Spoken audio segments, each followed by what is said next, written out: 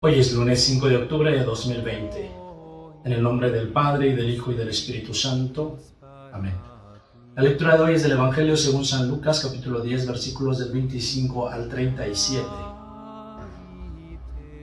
En aquel tiempo un maestro de la ley se levantó y le preguntó a Jesús para ponerlo a prueba: Maestro, ¿qué debo hacer para heredar la vida eterna? Jesús le preguntó a su vez: ¿qué está escrito en la ley? ¿Qué lees en ella? Él le respondió: amarás al Señor tu Dios con todo tu corazón, con toda tu alma, con todas tus fuerzas y con toda tu mente, y al prójimo como a ti mismo. Entonces Jesús le dijo: has respondido bien, pero ahora practícalo y vivirás. El maestro de la ley, queriendo justificarse, le volvió a preguntar: ¿quién es mi prójimo? Jesús tomó la palabra y dijo: un hombre bajaba de Jerusalén a Jericó y cayó en manos de unos ladrones, quienes, después de despojarlo de todo y herirlo, se fueron, dejándolo por muerto.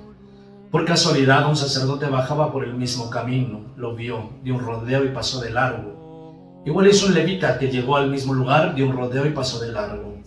En cambio, un samaritano que iba de viaje llegó a donde estaba el hombre herido y al verlo se conmovió profundamente.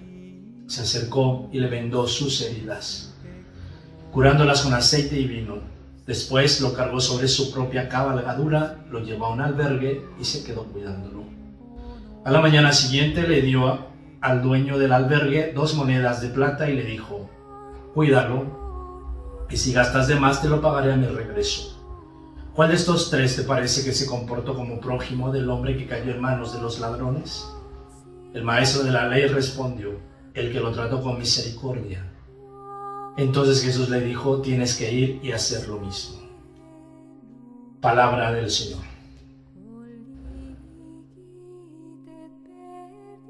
Una pregunta que siempre me surge y que he compartido con los adolescentes de confirmación y con los jóvenes que se vienen a confirmar a catedral. La pregunta sobre Dios y la pregunta sobre la vida eterna. ¿Qué debo hacer para ganar la vida eterna? Por supuesto, conocer los mandamientos. Jesús enseña en primer lugar, junto con el maestro de la ley, que lo que hay que hacer es amar a Dios sobre todo y sobre todos, amar al prójimo como a sí mismo. Sin embargo, esto todavía en lenguaje teológico puede ser un lenguaje racional. Y si es racional, simplemente es algo que uno aprende y se lo queda. ¿Cuál es el mandamiento? Este.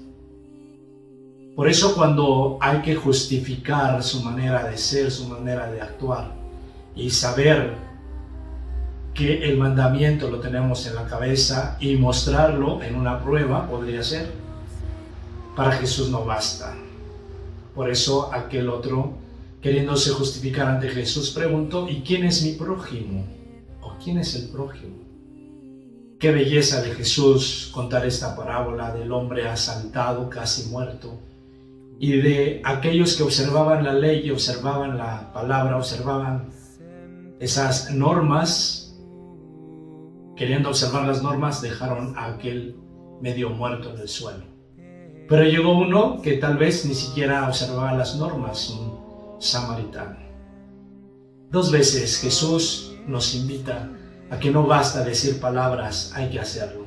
No basta con decir te amo, es importante dar muestras de amor.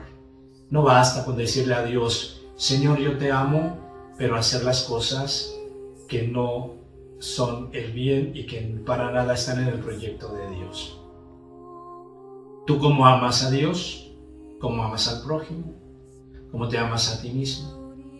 En esa medida, haciendo lo que la parábola nos afirma, entonces estaremos cumpliendo el mandamiento de pensamiento y de palabra. Amar a Dios sobre todas las cosas, como lo decimos, amar al prójimo como a uno mismo, pero realmente yendo y haciendo lo mismo que el samaritano.